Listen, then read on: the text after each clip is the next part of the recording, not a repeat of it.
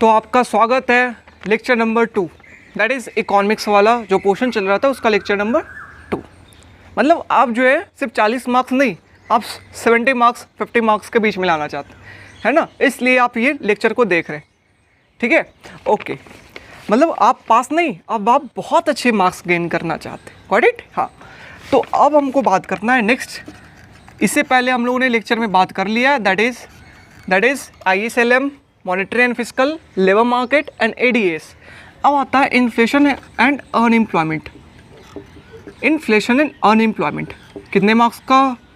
एक क्वेश्चन तो बनना ही बनना है, और अगर 2 क्वेश्चन बन जाए, हो सकता है 2 क्वेश्चन बना दे, समझ। एक क्वेश्चन तो आना ही आना है। और सबसे जो मेन इंपॉर्टेंट क्वेश्चन है इसके अंदर वो क्या है, that is what is Phillips curve. What is Phillips curve? Phillips curve क्या होता है? PC। कैसे हम इसे डिराइव करेंगे? How it's derive in short run. Short run के अंदर कैसा होता है ये फिलिप्स कर्व, डिराइव करिए। एंड लॉन्ग रन के अंदर कैसा होता है, लॉन्ग रन के अंदर कैसा होता है, समझ रहे हो? फिलिप्स कर्व क्या होता है, डिराइव कैसे करेंगे, शॉर्ट रन में कैसा होता है, लॉन्ग रन में कैसा, समझ रहे? इस क्वेश्चन को कितने बार पूछे? पिछले 9 सालों में 7 बार, 7 टाइम। समझ रहे कितनी वैल्यू है? तो 15 मार्क्स। तो फिलिप्स कर्व क्या होता है ये बताइए। तो स्टार्ट कर देंगे, दैट इज़ व्हाट। 1957 में जो है एक साइंटिस्ट थे A.W. फिलिप्स, जो इंग्लैंड के, ब्रिटिश के थे। उन्होंने 97 ईयर, पिछले 97 साल के, ठीक है, 97 ईयर्स की उन्होंने रिकॉर्ड उठाया। और जब उन्होंने देखा तो ये देखा कि जब अगर बेरोज़गारी कम है तो लोगों को महीना का जो वेतन है वो ज़्यादा दिया जाता है। अगर बेरोज़गारी कम हो, अगर बेरोज़गारी ज़्यादा है तो लोगों का जो वेज है, मनी वेज जो है, लोगों को कम दिया जाता है।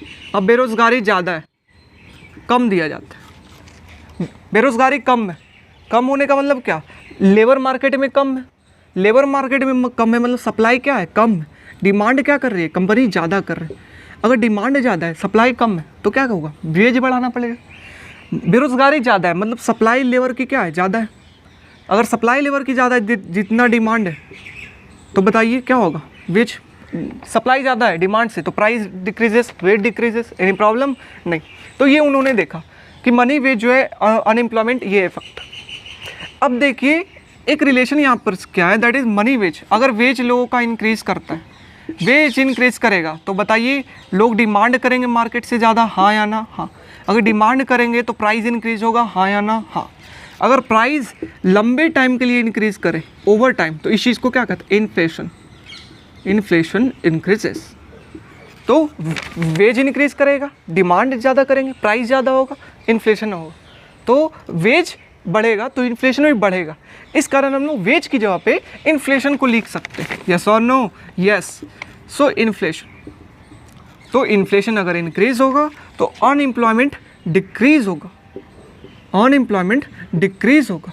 और इन्फ्लेशन अगर डिक्रीज होगा तो अनएम्प्लॉयमेंट इंक्रीज होगा, अनएम्प्लॉयमेंट इंक्रीज होगा। समझ रहे हो कि नहीं? बट मतलब क्या? There is a negative relationship between inflation and unemployment, this is known as Phillips curve. Yes और नो?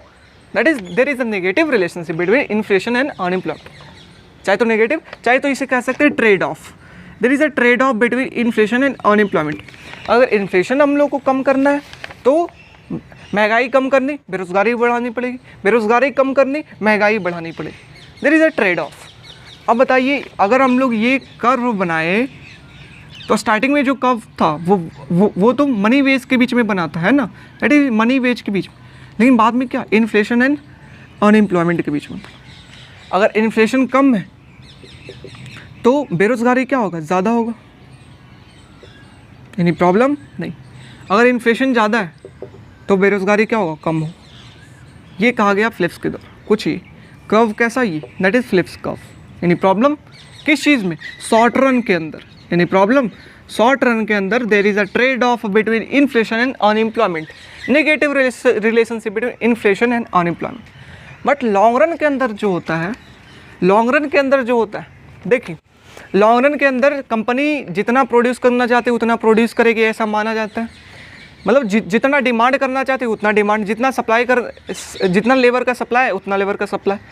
मतलब लॉन्ग रन के अंदर बिल्कुल इकॉनमी क्या हो जाता है, इक्विलिब्रियम में, इफिशिएंट लेवल पे आ जाती है, समझ रहे हो, पोटेंशियल लेवल पे आ जाती है। और इस चीज़ को हम लोग क्या कहते हैं, दैट इज जैसे एग्रीगेट सप्लाई कब होता है, वैसे ही जो पीसी होता है कुछ ऐसा हो जाता है। दैट इज लॉन्ग रन के अंदर जो अनएम्प्लॉयमेंट जो है वो नेचुरल रेट ऑफ अनएम्प्लॉयमेंट के इक्वल हो जाता है। जितना होना चाहिए उतना, जितना बेरोजगारी होना सही है उतना लेवल पे आ जाता है। किस चीज़ में, लॉन्ग रन के अंदर। इन्फ्लेशन कितना इंक्रीज़ कर रहा है डिक्रीज़ कर रहा है फ़र्क नहीं पड़ता, किस चीज़ में, लॉन्ग रन के अंदर। क्यों, क्योंकि एग्रीगेट सप्लाई कब क्या होता है, वर्टिकल होता है, समझ रहे हो। एग्रीगेट सप्लाई वर्टिकल होने का मतलब क्या है, कंपनी एक लेवल से ज़्यादा प्रोड्यूस नहीं कर सकती। एफिशिएंट लेवल लॉन्ग रन में उतना ही वो लेबर को डिमांड कर सकते, समझ रहे हो। मतलब वो natural level of output, natural level unemployment तक ही वो कर सकते। महंगाई कितना भी बढ़ते रहे कमते रहे, कंपनी प्रोड्यूस नहीं कर सकती, प्राइस डिक्रीज हो इंक्रीज हो उतना ही प्रोड्यूस करेगी। इस कारण पीसी का भी वर्टिकल होता है, किसमें, लॉन्ग रन के। तो ये 15 मार्क्स का हो गया, गॉट इट, यस, जो कि बहुत ही इंपॉर्टेंट है, बहुत ही इंपॉर्टेंट। मतलब 50 से 70% चांसेस रहेगी कि इन्फ्लेशन एंड अनएम्प्लॉयमेंट से यही क्वेश्चन पूछेंगे, ओके। अच्छा, तो बाकी जो परसेंटेज है 20 से 30% वो क्या पूछ सकते हैं, वो है आपका, दैट इज पूछेंगे 3 बार ये क्वेश्चन पूछ चुके हैं, what is inflation, what are the cause of inflation, what are the cause of inflation, क्यों होता है इन्फ्लेशन,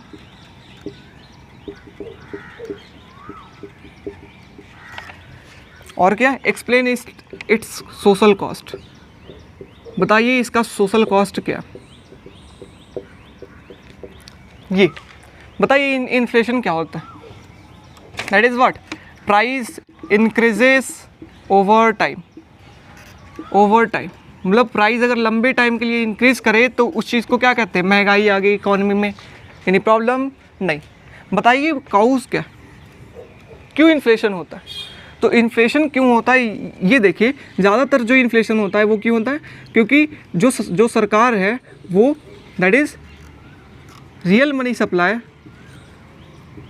जो सरकार जो है वो प्रिंट नोट की ज़्यादा करती है, समझ रहे हो, दैट इज प्रिंट नोट की ज़्यादा करती है, दैट इज़ एम की वैल्यू इंक्रीज कर जाती, that is real money supply get increases, समझ रहे हो, प्रिंटिंग ज़्यादा करती है। अगर प्रिंटिंग ज़्यादा करेगी रियल मनी सप्लाई इंक्रीज करेगा, तड़ाक से कर्व बना लेना है, ये LM, ये IS, प्रिंट ज़्यादा की, मनी सप्लाई इंक्रीज किया, LM कर्व, समझ रहे हो ना, दैट इज़ नीचे की ओर। इधर ये initially E0 interest rate, I0 income output, Y0 interest rate get reduces, income output increases, यानी प्रॉब्लम है ना, नहीं। अच्छा, तो क्या हुआ, real money supply get increases. तो ये कहना था उनका, समझ रहे, ये उनका कहना था। चलिए, that is what, real money supply बढ़ जाने के कारण हमारा LM कब शिफ्ट करता, लेकिन इफेक्ट क्या होगा इसका, ये देखना नीचे, इफेक्ट ये होगा कि इनिशियली जब E0 था तो हमारा प्राइस कितना था, P0 था, आउटपुट कितना था, Y0 था, कुछ ऐसा। लेकिन रियल मनी सप्लाई बढ़ जाने के कारण, लोगों के पास इनकम बढ़ जाने के कारण लोग डिमांड ज़्यादा करेंगे, डिमांड ज़्यादा करेंगे मतलब प्राइस क्या होगा, ज़्यादा होगा, इन रियल GDP ज़्यादा होगा, समझ रहे हो कि नहीं, प्राइस भी ज़्यादा होगा और रियल GDP भी ज़्यादा होगा। और यही प्राइस इंक्रीजेज होते होते इसी चीज़ को क्या कहते हैं, इन्फ्लेशन। मार्केट में इन्फ्लेशन आ गई, समझ रहे हो, मार्केट में इन्फ्लेशन आ गई। फिर से LM कब शिफ्ट किया, इधर की ओर किया, राइटवर्ड की तरफ शिफ्ट किया, अब डाउनवर्ड की तरफ शिफ्ट किया। डाउनवर्ड शिफ्ट करने के कारण क्या हो, इनकम आउटपुट इंक्रीज, लोग पास इनकम ज़्यादा है तो लोग क्या करें, डिमांड ज़्यादा करें, लोग ज़्यादा डिमांड करें तो प्राइस क्या हो, इंक्रीज करेगा, यानी प्रॉब्लम नहीं। प्राइस इंक्रीज होगा तो इसी को क्या कहते हैं, इन्फ्लेशन। और and this is the cause of inflation, हम लोग ISLM के थ्रू बता दिए, समझ रहे हो, that is what, M/P bar increases, LM curve shift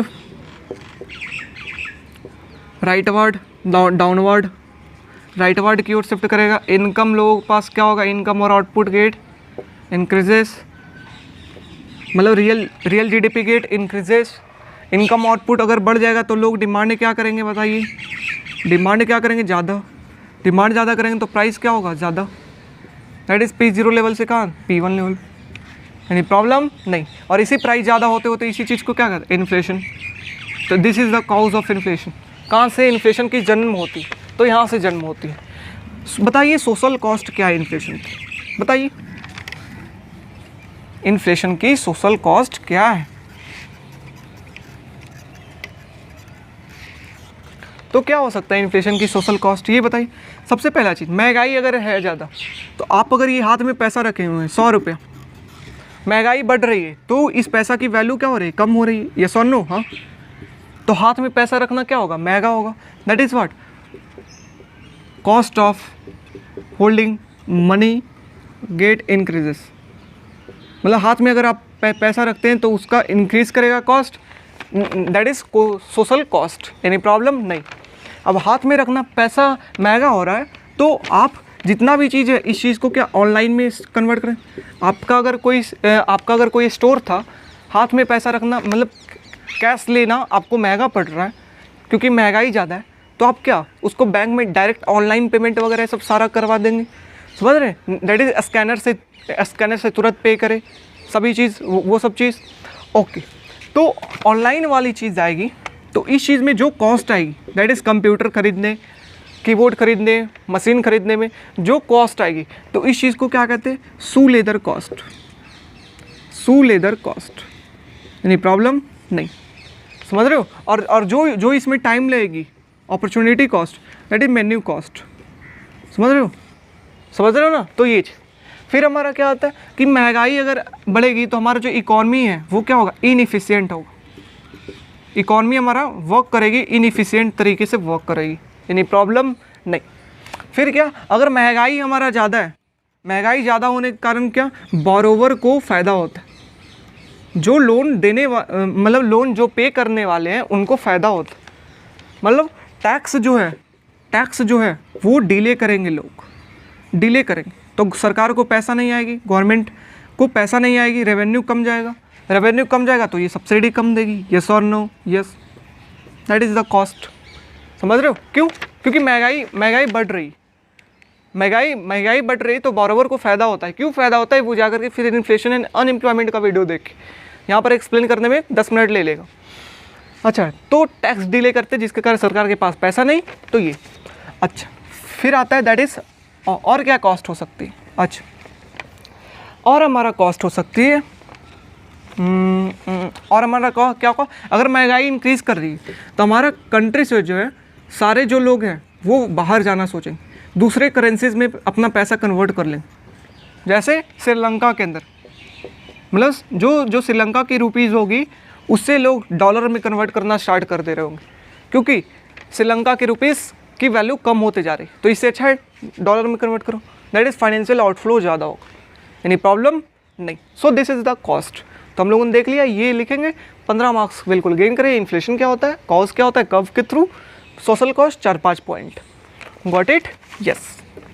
तो ये दोनों क्वेश्चन आएगी और जिससे आप 15 मार्क्स बिल्कुल ला सकते हैं, यानी प्रॉब्लम नहीं, ये दोनों में से आना ही आना है। उसी तरीके से पूछ सकते हैं व्हाट इज़ अनएम्प्लॉयमेंट, बेरोज़गारी क्या होती है, हाँ बेरोज़गारी क्या होती है, कॉज क्या होते हैं, क्यों बेरोज़गारी होती है, ठीक है। और फिर सोशल कॉस्ट क्या है, कभी पूछे नहीं है इसलिए मैं डिस्कस नहीं कर रहा हूँ। तो बेरोज़गारी क्या होता है उसमें आप लिखेंगे, ठीक है। जो भी लेबर को जॉब नहीं मिले, जो भी लेबर फोर्स है वैसे लेबर को जो जॉब पाना चाहते हैं, जो सक्षम है, उनको अगर जॉब नहीं मिले तो उससे क्या कहते हैं, अनएम्प्लॉयड कहते हैं, यानी प्रॉब्लम नहीं।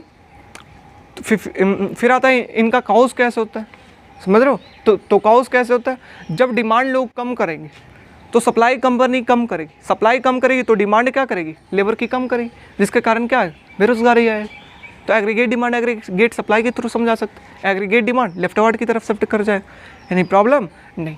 सोशल कॉस्ट क्या, सोशल कॉस्ट पहला, लोगों के पास पैसा नहीं होगी, दूसरा जब लोगों के पास पैसा नहीं होगी तो उनका लिविंग ऑफ स्टैंडर्ड के ऊपर उन इफेक्ट पहुँचेगा, यस और नो, यस। तीसरा साइकोलॉजिकल कॉस्ट, साइकोलॉजिकल कॉस्ट चौथा, जब लोगों के पास पैसा नहीं होगी तो वो टैक्स नहीं देंगे, टैक्स नहीं देंगे तो सरकार के लिए घाटा चीज़, समझ रहे हो कि नहीं। तो ये सब चीज़ है वो उनका सोशल कॉस्ट, यानी प्रॉब्लम नहीं। तो इस तरीके से अनएम्प्लॉयमेंट जो कभी नहीं पूछे इसलिए मैं डिस्कस नहीं कर रहा हूँ। फिर हमारा आता है दैट इज़, कभी पूछते हैं that is demand pull inflation किसे कहते हैं, demand pull inflation and supply pull inflation.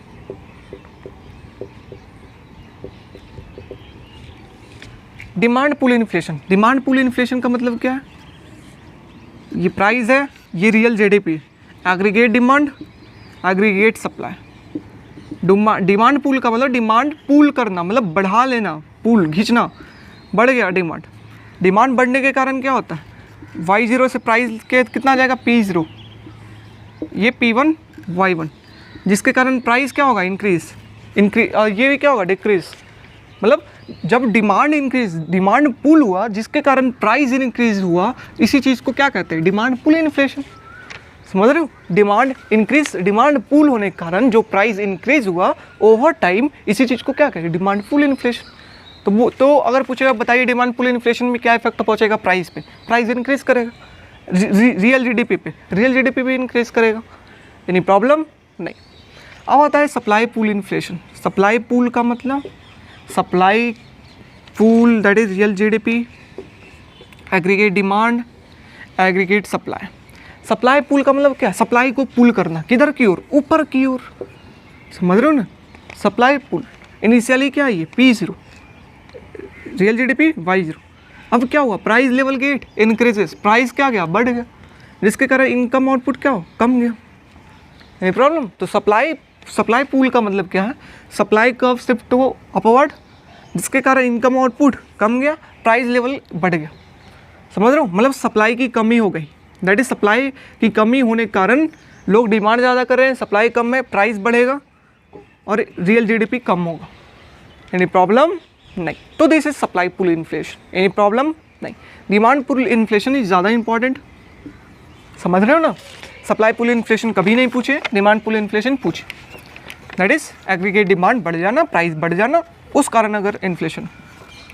Okay got it.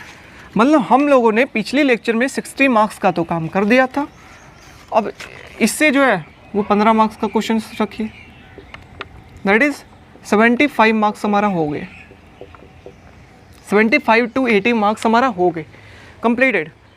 मतलब आप यहाँ से 50 से 60 मार्क्स ला सकते हैं, गॉट इट। हाँ, अब आगे हमारा आता है इन्फ्लेशन एंड अनएम्प्लॉयमेंट का। एक आप लोगों को दिक्कत आ रही होगी, ये दिक्कत आ रही होगी, सामने हमारा पेड़ है, ठीक है, ट्री है, जिसका शैडो बन रहा होगा बोर्ड के ऊपर, तो आपको अच्छे से नज़र नहीं आ रही है ना।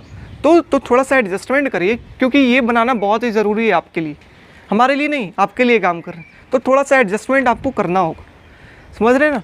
क्योंकि सामने से वहाँ से धूप पड़ रही है, जिसके कारण पेड़ से रिफ्लेक्शन होकर के हमारे बोर्ड के ऊपर आ रही, जिस कारण नज़र नहीं आ रहा, यानी प्रॉब्लम। तो थोड़ा सा एडजस्टमेंट करिए, ओके गॉट इट। तो आगे हम लोग आते हैं जो हमारा है balance of payment. Balance of payment जो हमारा सबसे इजी पोर्शन है, ईजिली आप 15 मार्क्स इससे ला सकते हैं, 15 मार्क्स। एक ही क्वेश्चन आता है, बार बार आता है, वो क्या है, व्हाट इज BOP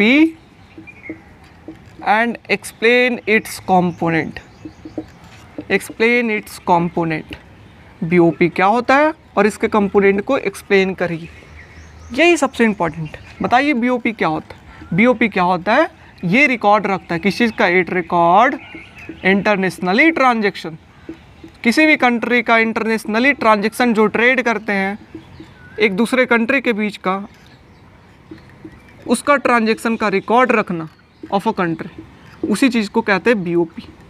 अगर हम USA श्रीलंका के साथ ट्रेड कर रहे हैं तो उसका इंटरनेशनल ट्रांजेक्शन अगर हम रखें कि क्या ट्रेड हुआ, कितना डेबिट हुआ, कितना क्रेडिट हुआ, उसे कहेंगे that is balance of payment, यानी प्रॉब्लम नहीं। ओके, अब देखिए इसके अंदर जो होता है ना वो 3 है कंपोनेंट, कितने, 3। पहला क्या है, current account balance. Current account balance के अंदर भी कितने component, 3, that is what, net export and import, इसके अंदर भी लिखना है, दैट इज़ व्हाट, एक्सपोर्ट के अंदर क्या लिखना है, दैट इज़ गुड्स की हो सकती है, चाहे सर्विसेज की हो सकती है, चाहे इंपोर्ट किस चीज़ की हो सकती है, गुड्स की हो सकती है, सर्विसेज की हो सकती है। आप एग्जाम्पल लेकर के भी बिल्कुल इसे समझाएं, है ना। पीछे हम लोग बहुत अच्छी तरीके से अगर आपको इसको बिल्कुल डिस्क्राइब फॉर्मेट में जानना है, बिल्कुल 15 का 15 मार्क्स आपको गेन करना है, तो मैंने इस बैलेंस ऑफ पेमेंट पे प्रीवियस में दो बार बना चुका हूँ। तो यहाँ पर आपको लिंक शो कर रहा होगा या आपको डिस्क्रिप्शन में लिंक मिल जाएगा, समझ रहे। तो वहाँ से आप जा करके बैलेंस ऑफ पेमेंट को बिल्कुल 2x में देखिए और एग्जाम्पल के थ्रू अच्छे से समझिए। अगर आप नहीं जानते तो मैं एज्यूम किया हूँ कि आप 50% जानते हैं, 50% यहाँ पर आपका रिविज़न हो। Got it. हाँ, तो ये net export and import. Second क्या, दैट इज़ नेट। सेकेंड हमारा क्या, दैट नेट हमारा क्या आता है, that is income from abroad, बाहर से इनकम आना, हमारे कंट्री में आ सकता है, हमारे कंट्री से जा सकता है। उससे पहले हमको बात करना होगा, अगर हमारे कंट्री में कुछ आ रहा है, कोई पैसा आ रहा है, उस चीज़ को क्या कहते हैं, क्रेडिट। अगर जा रहा है तो क्या कहेंगे, डेबिट। यस और नो, यस। एक्सपोर्ट मतलब हमारे कंट्री से बाहर जाएगा सामान और पैसा आएगा, क्रेडिट। इंपोर्ट हमारे कंट्री में आएगा सामान दूसरे कंट्री से और बाहर पैसा लेके जाएंगे, minus. Net income from abroad, हमारे कंट्री में अगर पैसा आए बाहर से तो क्या, प्लस, माइनस जब हमारे कंट्री से बाहर पैसा भेजे इनकम को। तीसरा, that is what, unilateral transfer, मतलब इसके अंदर रेमिटेंसेस, गिफ्ट सारा आता है। किसी कंट्री को गिफ्ट देना, श्रीलंका को गिफ्ट देना इंडिया, तो हमारे कंट्री से जा रहा है नेगेटिव, अगर गिफ्ट हमारे कंट्री में आ रहा है पॉजिटिव, क्रेडिट, नहीं प्रॉब्लम नहीं। तो ये हुआ करंट अकाउंट बैलेंस। अगर टोटल का सम करते हैं, अगर प्लस में दैट इज सरप्लस, और अगर टोटल का सम माइनस में दैट इज डेफिसिट, नहीं प्रॉब्लम नहीं। फिर हमारा क्या आता है, that is capital account balance. Capital account balance, इसका मतलब क्या होता है, that is net unilateral transfer, net unilateral transfer of asset.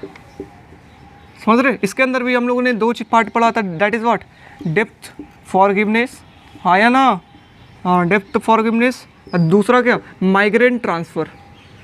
चाहे तो यूनिलेटरल ट्रांसफ़र, डेप्थ फॉरगिवनेस मतलब डेप्थ जो है उसको माफ़ कर दिया गया। चाहे तो हमारा माइग्रेंट ट्रांसफ़र, माइग्रेंट जो है वो एक कंट्री से दूसरे कंट्री में शिफ्ट हो रहे हैं तो सारा सामान ट्रांसफ़र, उस कारण, समझ रहे हो। तो ये चीज़, तो इस चीज़ में भी देखिए क्रेडिट होगा, डेबिट होगा जब माफ़ किया गया। मतलब अगर इंडिया ने अगर यूएसए से लोन लिया है और वो लोन अगर माफ़ कर दिया गया तो हमारे कंट्री के अंदर क्या होगा, क्रेडिट। लेकिन इंडिया अगर श्रीलंका को माफ़ कर दिया दोस्ती के चक्कर में तो क्या होगा, डेबिट। वैसे ही तरीके से अगर इंडिया से लोग सपोज सुंदर पिचाई अपने फैमिली सारे चीज़ को बेच बाच करके, ज़मीन प्रॉपर्टी सारा बेच के यूएसए लेकर के जाए हमारे कंट्री से, डेबिट। सपोज कोई यूएसए इलॉन मस्क जो है वो इंडिया आ जाए सारा बेच बाच कर, समझ रहे हो, तो क्या होगा हमारे कंट्री के अंदर, पॉजिटिव माइग्रेंट ट्रांसफर। तो ये किसके अंदर आएगा, कैपिटल अकाउंट बैलेंस, जो कि क्या होता है, छोटा होता है, स्मॉल कंपोनेंट। समझ रहे हो ना, ये सबसे बड़ा कंपोनेंट, ये small component, capital account balance. Got it. हाँ, इसका प्लस माइनस अगर करते, अगर दोनों का दैट इज़ प्लस आता है तो इस चीज़ को क्या कहें, सरप्लस। और अगर ओवरऑल माइनस आता है तो क्या कहें, डेफिसिट में, नहीं प्रॉब्लम नहीं। लास्ट आता है that is what, financial account balance. Financial account balance किसे कहते हैं, that is unilateral transfer of asset. वहाँ पर एक तरफ ट्रांसफ़र है, माफ़ कर दिया, गिफ्ट अगर माफ़ कर दिया, किसी को आप गिफ्ट दिए, समझ रहे, किसी को आप लोन माफ़ किए तो क्या बाद में जाकर के वो चढ़ा देंगे, नहीं ना, समझ रहे ना। माफ़ कर दिया तो माफ़ कर दिया, एक वे में ट्रांसफ़र किया, एक वे में, दैट इज़ यूनी। यहाँ पर क्या है, that is not unilateral, transfer of asset. Transfer of asset, एक कंट्री से दूसरे कंट्री, ट्रांसफ़र ऑफ एसेट।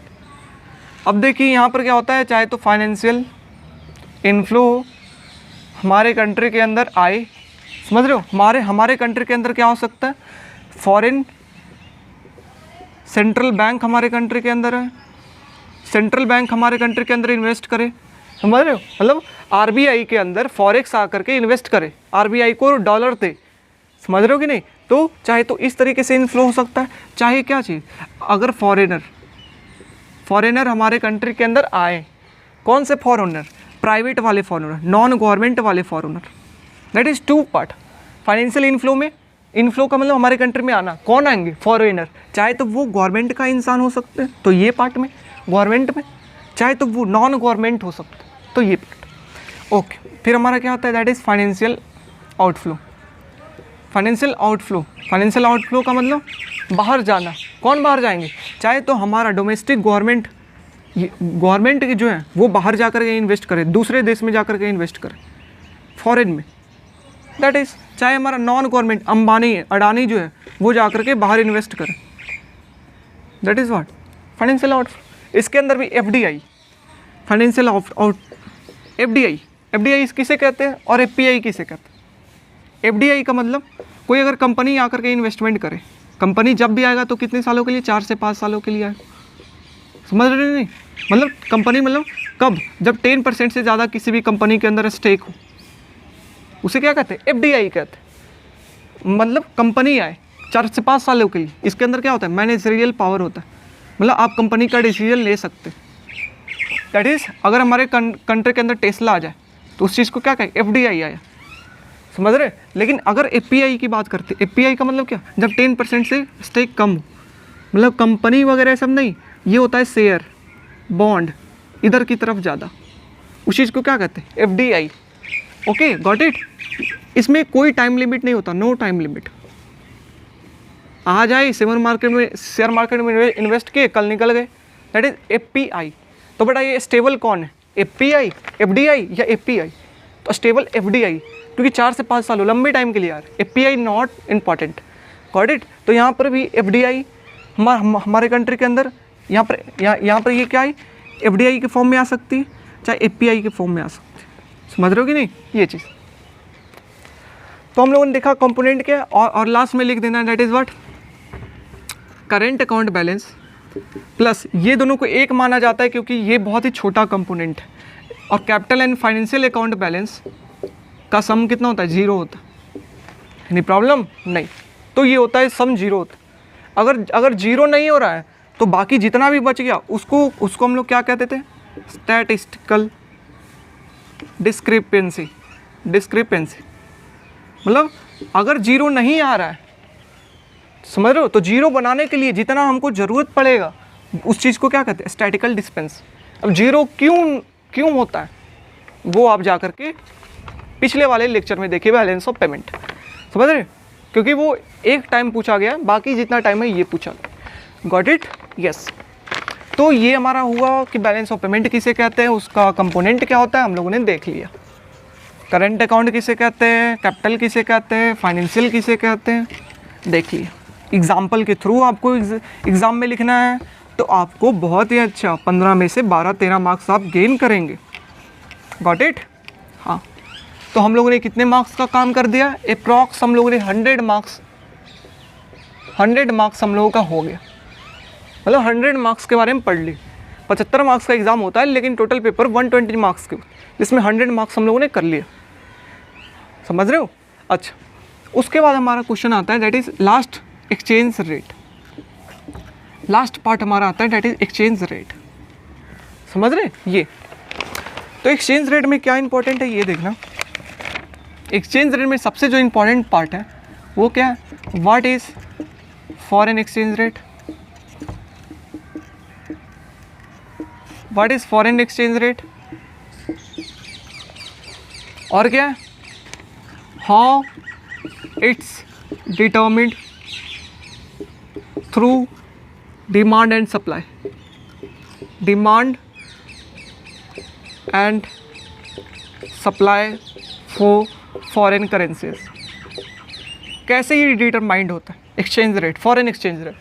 तो बताइए फॉरेन एक्सचेंज रेट किसे कहते हैं, एक्सचेंज रेट, एक्सचेंज का मतलब लेन देन, रेट का मतलब लेन देन का कितना रेट, मतलब किसी भी फॉरेन करेंसीज का डोमेस्टिक करेंसीज के साथ लेन देन का कितना रेट है, किस रेट पे वो ट्रेड हो रही है, दो करेंसीज फॉरेन की और हमारी, उस चीज़ को क्या कहते हैं, exchange rate. The rate at which foreign currencies can be traded with our domestic currencies is known as foreign exchange rate. Any problem? नहीं। ओके, फॉरेन एक्सचेंज रेट पता चल गया। अब आ जाता है कैसे ये फॉरेन एक्सचेंज रेट पता, that is $1 is equal to 75 rupees होती। कैसे होती, कौन डिटरमाइंड करता? तो देखिए, अगर दो चीज़ होता है, एक तो फ्लैक्सिबल, एक फिक्स्ड। फ्लैक्सिबल का मतलब सरकार ने छोड़ दिया, दैट इज मार्केट डिटरमाइंड करेगी। फिक्स्ड का मतलब सरकार ने तय किया, समझ रहे हो? तो हम लोग अगर फ्लैक्सिबल की बात करते हैं, दैट इज सरकार ने छोड़ दिया, इकॉनमी के ऊपर खुद अपना तय करेगा, समझ रहे हो? तो इसके अंदर क्या होता है, डिमांड और सप्लाई के थ्रू होता है। Demand for foreign currencies, demand और सप्लाई कब बनेगा और उस तरीके से डिटरमाइंड होगा, जैसे माइक्रो के पोर्शन में पढ़े थे, प्राइस डिटरमाइंड होता है, ये सुनो, यस। तो डिमांड फॉर फॉरेन करेंसी, बताइए डिमांड कौन करेंगे? फॉरेन करेंसीज की डिमांड कौन करेंगे? हमारे कंट्री के अंदर कोई गुड्स आएगा, लेकर के आए, और जो विदेश वाले लोग हैं गुड्स बेचे और यहाँ से रुपीज़ दिए और वो डॉलर की डिमांड करेंगे। ये सुन लो, ये अगर यूएसए है, ये इंडिया, तो यूएसए ने इंडिया में गुड्स को बेचा, इसको रुपीज़ मिली, लेकिन रुपीज़ मिली, ये रुपीज़ तो नहीं लेके जाएगा, ये डॉलर है, तो डॉलर का क्या करेगा, डिमांड करेगा। यस और नो? यस। तो जब हमारे कंट्री में गुड्स आए, मतलब इंपोर्ट हो, तो क्या होगा, डिमांड करेंगे। यस और नो? यस, जब हमारे कंट्री में इंपोर्ट हो। ओके, पहला पॉइंट। दूसरा, जब हमारे इंडिया के लोग, मतलब अंबानी जो है, वो यूएसए के मार्केट में इन्वेस्ट करना चाहते हैं, कौन, अंबानी, तो यूएसए के मार्केट में किस चीज़ में, डॉलर में ना इन्वेस्ट करें। अंबानी के पास रुपीज़ है, वो आएंगे और डॉलर की डिमांड करेंगे, किसके पास, सेंट्रल बैंक आरबीआई के पास। तो डॉलर की डिमांड होगा कब, जब हमारे कंट्री के लोग बाहर इन्वेस्ट करना चाहते हैं, that is second financial outflow, हमारे कंट्री से बाहर जा रहे हैं, समझ रहे हो ये चीज़, आउटफ्लो। तीसरा पार्ट क्या, जब हमारे कंट्री, इंडिया से लोग यूएसए घूमने के लिए जाएं, जब इंडिया से लोग यूएसए घूमने के लिए जाएंगे तो रुपीज़ लाएंगे और डॉलर का डिमांड करेंगे, समझ रहे हो? तो रुपीज़ लाएंगे, डॉलर का डिमांड करेंगे, तो यहाँ पर क्या, जब हमारा टूरिस्ट हमारे कंट्री में नहीं, समझ, इंडिया से क्या जाए, बाहर जाए, आउट, यानी प्रॉब्लम, टूरिस्ट हमारे कंट्री में नहीं, यूएसए के लिए वो टूरिस्ट, यानी प्रॉब्लम हमारे लोग। ओके, चौथा, टूरिस्ट हो गए, स्टूडेंट हो गए, तो ये सारे। चौथा डॉलर की डिमांड कब करेंगे, जब अगर गवर्नमेंट जो है, गवर्नमेंट किसी, सपोज श्रीलंका को लोन देना चाह रही, तो वो रुपीज़ में तो नहीं देगी, किस चीज़ में देगी, डॉलर में देगी। तो अगर डॉलर में देगी तो डॉलर का डिमांड करेगी। जब हमारे सेंट्रल बैंक जो है वो बाहर इन्वेस्ट करना चाहे, तब वो डॉलर की डिमांड करेगी। यस और नो? यस। तो जब हमारा गवर्नमेंट जो है वो बाहर किसी को देना चाह रही, बाहर इन्वेस्ट करना चाहे, तो इस चीज़ को करेगी, समझ रहे हो? तो ये डिमांड वाला पोर्शन में 4-5 हो गए। वह उसी तरीके से सप्लाई वाले पोर्शन में अपोजिट लिख दीजिए। सप्लाई फॉरेन करेंसीज का कौन करेगा, जब हमारे कंट्री का, अंबानी का कोई चीज़ यूएसए में जाकर के बिक रहा है, समझ रहे हो? तो वहाँ पर क्या होगा, डॉलर की सप्लाई करेंगे अंबानी और यहाँ पर रुपीज़ की डिमांड करेंगे। तो सप्लाई कब होगा, जब एक्सपोर्ट हो, हमारे कंट्री से बाहर में जाकर बिके, पहला। दूसरा, जब हमारे कंट्री के अंदर इन्वेस्ट करे, टेस्ला हमारे कंट्री में आए, तो वो डॉलर ले करके आएंगे, दैट इज सप्लाई करेंगे, दैट इज़ व्हाट, जब फाइनेंशियल इनफ्लो, चाहे तो ये क्या एफडीआई के रूप में हो सकता है, चाहे तो ये क्या एफपीआई के रूप में हो सकता है, समझ रहे हो कि नहीं? हाँ। तीसरा, जब विदेश के लोग हमारे कंट्री में घूमने के लिए आए, समझ रहे हो ना, जब इंडिया के लिए टूरिस्ट हो वो सब लोग हमारे कंट्री के अंदर आए, तो हमारा क्या होगा, वो डॉलर लेकर के आएंगे और रुपीज़ का डिमांड करेंगे, तो डॉलर की सप्लाई हुई फॉरेन करेंसीज की। यस और नो? यस। टूरिस्ट हो गए, स्टूडेंट हो गए। चौथा, अगर यूएसए जो है मतलब यूएसए की सेंट्रल बैंक हमारे सरकार को लोन दे, तो क्या करेगी, ये डॉलर की सप्लाई करेगी। यस और नो? यस। समझ रहे हो? तो इस तरीके से सप्लाई और डिमांड का पोर्शन, समझ रहे हो? अब डिमांड का पोर्शन, तो ये देखना, हम लोग डिमांड कब यहाँ से डिराइव करेंगे, कैसे, अगर एक्सचेंज रेट, ये रियल एक्सचेंज रेट है और इधर डिमांड फॉर फॉरेन करेंसी, अगर एक्सचेंज रेट ज़्यादा है, E1, E0, तो डिमांड क्या करेंगे, कम करेंगे, यानी प्रॉब्लम। लेकिन अगर एक्सचेंज रेट कम है तो लोग डिमांड क्या करेंगे उस करेंसीज का, ज़्यादा करेंगे, स्टॉक मार्केट की तरह। कम है तो खरीदो, ज़्यादा है तो नहीं खरीदो। डाउनवर्ड स्लोपिंग, डिमांड कब डाउनवर्ड स्लोपिंग होता है, सप्लाई। अगर एक्सचेंज रेट कम है तो सप्लाई कम करेगी, फ़ायदा नहीं है बैंक के लिए। लेकिन अगर एक्सचेंज रेट ज़्यादा है तो सप्लाई ज़्यादा करेगी ताकि एक्सचेंज रेट कम हो। समझ रहे हो कि नहीं? हाँ, that is D1 D0 D1। तो ये एक पॉइंट यहाँ, तो ये कुछ ऐसा, दैट इज सप्लाई का अपवर्ड स्लोपिंग है। सुनो, और कैसे ये डिटरमाइंड होता है, तो बस अगर डिमांड सप्लाई पता चल गया तो बस इसे मेल कराइए, शादी विवाह करा दीजिए। ये रियल एक्सचेंज रेट और income output, that is demand for money, foreign currencies. जो भी ये रेट होगा ये हमारा क्या बताएगा, कितना एक्सचेंज रेट है, that is $1 is equal to 75 rupees, ये बताएगा यहाँ। और कितना डिमांड होगा फॉरेन करेंसीज का, यहाँ बताएगा, नंबर ऑफ फॉरेन करेंसीज। यानी प्रॉब्लम नहीं। तो इस तरीके से हम लोग डिटरमाइंड करते, दैट इज क्वेश्चन आएगा फॉरेन एक्सचेंज रेट क्या होता है बता देंगे। डिटरमाइंड कैसे करेंगे, डिमांड एंड सप्लाईज। डिमांड में लिखना है कर्व, सप्लाई में लिखना है क्या होता है सप्लाई कर्व। कैसे ये कैसे डिटरमाइंड होता है, दोनों को बस मैच कर देना है, काम खत्म, यानी प्रॉब्लम नहीं। तो कितना चांसेस है पाने का, 50 से 80% के बीच में चांसेस है कि ये आएगा ही आएगा। Got it? यस, 15 से 20 मार्क्स, 15 मार्क्स में आएगी। ओके, तो बाकी क्या चांसेस हैं,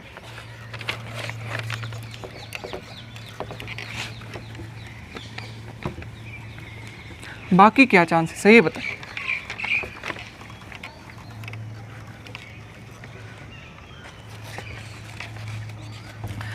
अब बाकी चांसेस है, बताइए effect of change in exchange rate on real GDP. Exchange rate change होने के कारण रियल जीडीपी पे क्या इफेक्ट पहुंचता है बताइए, ये क्वेश्चन। ओके, रियल जीडीपी और प्राइस भी बोल दो, चलो ये देखना। तो कैसे हम लोग कर्व के द्वारा दिखाएंगे, ये क्या है डिमांड, ये क्या है सप्लाई। अभी हम लोग देखा ये एक्सचेंज रेट, ये number of dollar foreign currency, number of foreign currency. अब देखिए अगर डिमांड हमारा क्या हो गया, ज़्यादा हो गया, क्या हो गया, डिमांड हमारा ज़्यादा हो गया। समझ रहे, डिमांड ज़्यादा हो जाने के कारण क्या हो, एक्सचेंज रेट हमारा इंक्रीज करेगा, E0 से E1 इंक्रीज। तो क्या इफेक्ट पहुंचेगा रियल जीडीपी के ऊपर, रियल जीडीपी प्राइस, तो क्या इफेक्ट पहुंचेगा ये देखना।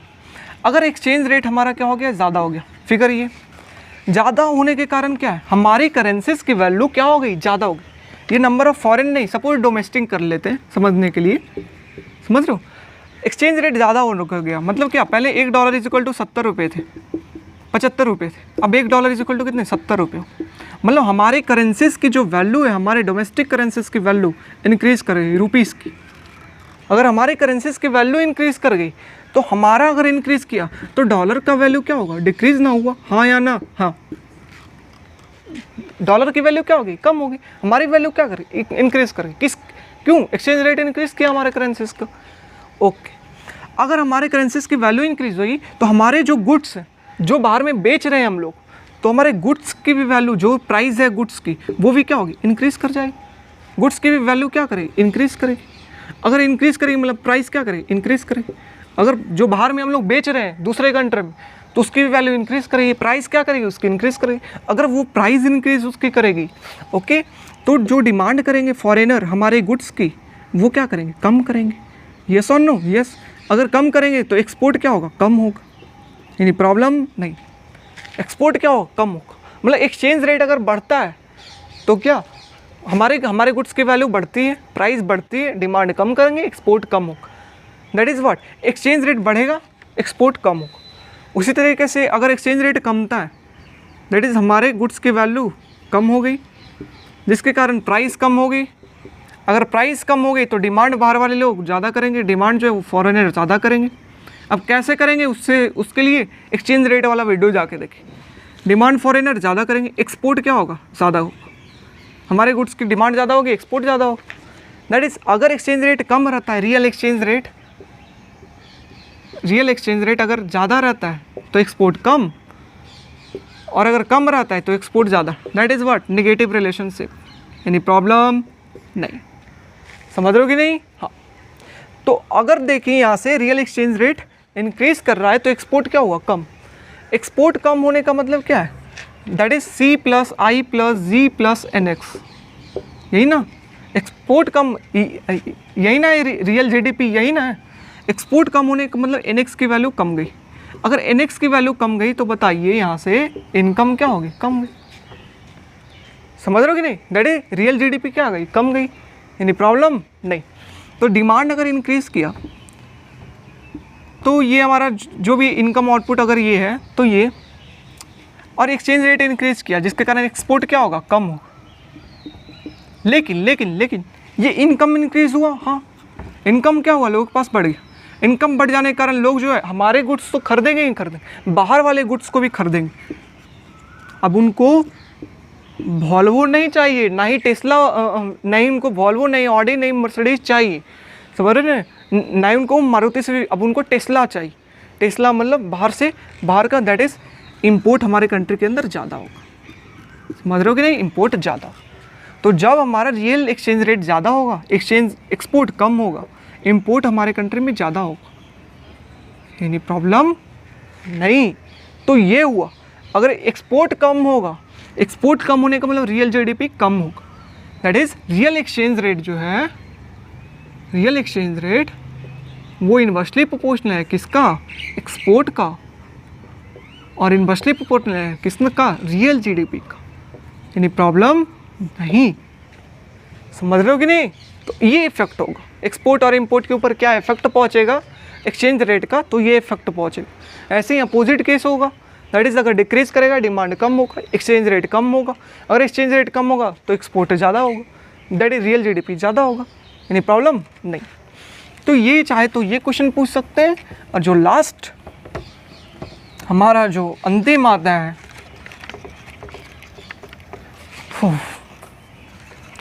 दैट इज समाप्ति की ओर बढ़ते हुए जो लास्ट है वो है what is the effect of change in economic activity on exchange rate. Exchange rate के ऊपर क्या इफेक्ट पहुंचेगा इकोनॉमिक एक्टिविटी में चेंज होने के कारण? इकोनॉमिक एक्टिविटी का मतलब क्या? सपोज इन्फ्लेशन हमारा इकोनॉमिक एक्टिविटी, ये चाहे तो बढ़ेगा चाहे कमेगा। समझ गए? चाहे तो बढ़ेगा चाहे कमेगा। इन्फ्लेशन बढ़ने का मतलब क्या है? इन्फ्लेशन बढ़ने का मतलब हमारे करेंसीज की वैल्यू क्या हो गई? कम हो गई। हमारे करेंसीज की वैल्यू कम हुई, डोमेस्टिक करेंसीज की, रुपीस की, लेकिन डॉलर की वैल्यू क्या हो गई? ज़्यादा हो गई। हमारे करेंसीज की अगर वैल्यू कम हुई तो बताइए वैल्यू कम होने का मतलब क्या? हमारा एक्सचेंज रेट क्या हो गया? कम हो गया। एक्सचेंज रेट अगर कम होगा तो बताइए यहाँ से एक्सपोर्ट ज़्यादा होगा या कम होगा? एक्सपोर्ट ज़्यादा होगा। यस और नो? यस। तो अगर इन्फ्लेशन ज़्यादा है, हमारे करेंसीज की वैल्यू ज़्यादा कम होगी, हमारे करेंसीज की वैल्यू कम होगी तो प्राइस कम होगी, गुड्स की वैल्यू कम होगी, प्राइस कम होगी, डिमांड ज़्यादा करेंगे फॉरेन से, एक्सपोर्ट ज़्यादा होगा, रियल एक्सचेंज रेट कम हो। समझ रहे हो कि नहीं? हाँ। अगर कम है, कम होने का मतलब हमारे करेंसीज की वैल्यू क्या है? ज़्यादा है। डॉलर की डिमांड क्या है? डॉलर की वैल्यू क्या है? कम। हमारी करेंसीज की अगर वैल्यू ज़्यादा है तो हमारा गुड्स खरीदना महंगा होगा, मतलब हमारा एक्सचेंज रेट ज़्यादा है 75 से 70, दैट इज़ एक्सपोर्ट कम होगा। यानी प्रॉब्लम नहीं। समझ रहे हो ना? एक्सपोर्ट कम होगा। Second, interest rate. अगर इंटरेस्ट रेट हमारे कंट्री के अंदर ज़्यादा है तो क्या इनफ्लो हमारे कंट्री के अंदर बाहर से ज़्यादा लोग आएंगे, इन्वेस्ट करेंगे, जिसके कारण एक्सचेंज रेट क्या करेगा? इंक्रीज़ करेगा। अगर एक्सचेंज रेट इंक्रीज़ किया ये इफेक्ट पहुँचा। या अगर इंटरेस्ट रेट कम है तो हमारे कंट्री से बाहर जाएंगे, दैट इज़ आउटफ्लो। तो हमारा एक्सचेंज रेट क्या करेगा? सप्लाई रुपीस की ज़्यादा होगी, डिमांड डॉलर की ज़्यादा होगा, तो हमारा एक्सचेंज रेट कम होगा। यानी प्रॉब्लम नहीं। ओके, फिर हमारा क्या आता है? That is government borrowing. अगर हमारे गवर्नमेंट बोरो करते, बाहर से अगर पैसा मंगाती तो हमारे करेंसीज की वैल्यू क्या करे? कि कम हो जाएगी। बाहर से मंगा रहे पैसा, दैट इज डॉलर का डिमांड कर रही है, तो हमारी करेंसीज की वैल्यू कम हो गई, दैट इज एक्सचेंज रेट जो है वो कम, क्या होगा, एक्सचेंज रेट कम हो जाएगा, दैट इज डिप्रिसिएट कर जाएगा हमारा करेंसीज।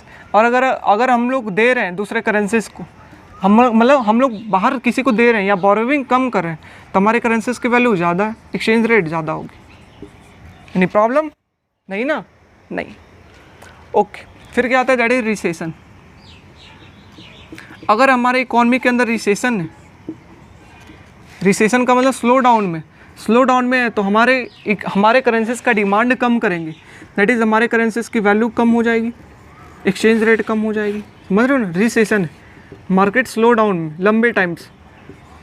और अगर हमारे रिसेशन कम है, हमारे इकॉनमी में रिसेशन नहीं है, तो हमारे करेंसीज की वैल्यू क्या होगी, ज़्यादा होगी। ज़्यादा होने का मतलब क्या, एक्सचेंज रेट ज़्यादा होगा, अप्रिशिएट कर जाएगा करेंसी। नहीं प्रॉब्लम? नहीं ना? नहीं। तो ये सब पॉइंट लिख करके आएंगे। तो ये भी क्वेश्चन है 2 टाइम पूछा गया है पीछे, जो इससे पहले वाला भी था वो भी 1 से 2 बार पूछा गया, और जो उससे पहले वाला था वो जो है डिमांड एंड सप्लाई वाला, वो क्वेश्चन 7 से 8 बार पूछा गया। समझ रहे? तो यहाँ से 15 marks. Getting my point, yes और नो? यस। तो इस तरीके से हम लोगों ने इस लेक्चर में देखा कि इन्फ्लेशन एंड अनएम्प्लॉयमेंट से किस तरीके से क्वेश्चन बना सकते हैं। सबसे important Phillips curve, Phillips curve क्या होता है, कैसे डिराइव होगा, शॉर्ट रन लॉन्ग रन के अंदर फ्लिप्स कर्व कैसा होता है। Second, inflation, that is inflation क्या होता है, अच्छा इन्फ्लेशन का काउस क्या होता है, क्यों होता है, और बताइए सोशल कॉस्ट क्या। अनएम्प्लॉयमेंट का नहीं पूछे, ठीक है, तो वो चीज़। ओके, उसी चीज़ में एक शब्द है दैट इज बहुत ही फेमस है, दैट इज स्टैगफ्लेशन। स्टैगफ्लेशन किसे कहते हैं? जब इकॉनमी के अंदर इन्फ्लेशन भी हो, महंगाई भी हो, और क्या, बेरोज़गारी भी हो, दोनों अगर इकॉनमी के अंदर है, दैट इज़ दोनों हमारा क्या है, हमारे इकॉनमी के लिए क्या है, विलन है। अगर दोनों विलन है हमारे इकॉनमी के अंदर, तो इस चीज़ को क्या कहते हैं, इकॉनमी हमारा स्टैगफ्लेशन में, महंगाई भी ज़्यादा है, बेरोज़गारी भी ज़्यादा है। समझ रहे हो कि नहीं? हाँ। तो ज़्यादातर स्मॉल कंट्री जो कोविड के बाद हैं, उनके यहाँ महंगाई भी ज़्यादा है और बेरोज़गारी भी ज़्यादा है। दैट इज़ श्रीलंका का एग्जाम्पल, वहाँ पे स्टैगफ्लेशन आ रहा है। ओके, ये चीज़ तो हम लोगों ने वहाँ पे ये देखा, डिमांड शॉक क्या होता है, सप्लाई शॉक क्या होता है, ठीक है, तो वहाँ पे ये देखा इंटरेस्ट रेट के कारण कैसे चेंज करेगा।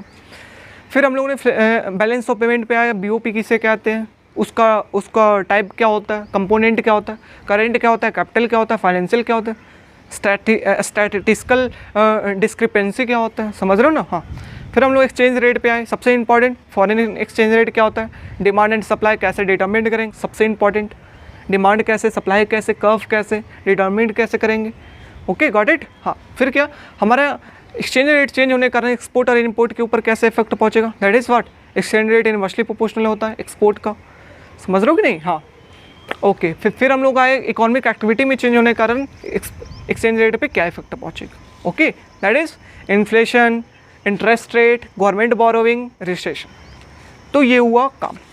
तो इस तरीके से अगर आप ये 4 घंटे तो नहीं होगी, अप्रॉक्स 3 घंटे, इससे पहले वाले 1.5 घंटे और ये 1 घंटे, ठीक है, तो ये अगर 2 से 2.5 से 3 घंटे की ये वीडियो को अगर आप देखते हैं, जो कि आप देख चुके हैं, तो आपको 110% आपका क्वेश्चन यहाँ से फंसेगा ही फंसेगा, 100%।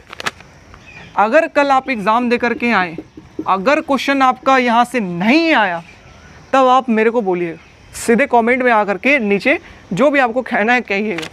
समझ रहे? तो बिल्कुल फंसेगा। और अगर आपका एग्ज़ाम अच्छा जाता है, अगर यहाँ से क्वेश्चन आती है, आपको कुछ अगर अच्छा लगा हो, सीख मिला हो, तो बस एक छोटी सी मेरा रिक्वेस्ट होगा, वो रिक्वेस्ट है एग्ज़ाम दे करके आइए, फिर मैं आपसे रिक्वेस्ट करूँगा, जो आपको ज़रूर पूरा करना होगा। समझ रहे? क्योंकि मैंने बहुत मेहनत किया, अभी मैं धूप में खड़ा हूँ, बिल्कुल 9 से 10 बज रहे हैं, किसके लिए? सुबह से 6 बजे से 7 बजे से, किसके लिए? आपके लिए। समझ रहे हैं ना? तो बिल्कुल आप अच्छे मार्क्स लाइए। जो हमारा मकसद था आपको पढ़ाने का, इतने लेक्चर्स बनाने का, वो सिर्फ इसीलिए था ताकि आप जान सके, अच्छे मार्क्स ला सकें। Got it? सो जो आइए एग्ज़ाम दे करके फिर हम लोग मिलते हैं। So thank you so much, have a nice day and best of luck for your examination. Thank you.